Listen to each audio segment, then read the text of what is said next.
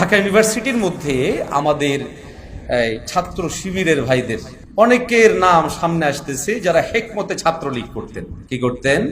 ছাত্রলীগ করতেন। একবারে ছাত্রলীগের কাগজে কলমে ওদের নাম, ওখানে তারা ছাত্রলীগ করতেন। এটা হেকমত ছিল।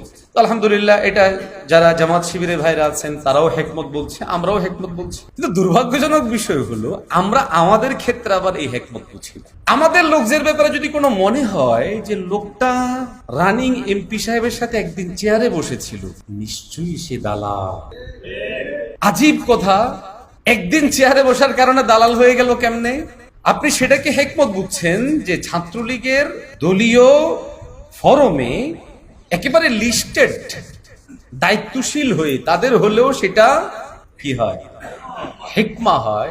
ভয়ানক ভয়ঙ্কর দিক। আমাদের ছেলেরা একটা লম্বা সময় পর্যন্ত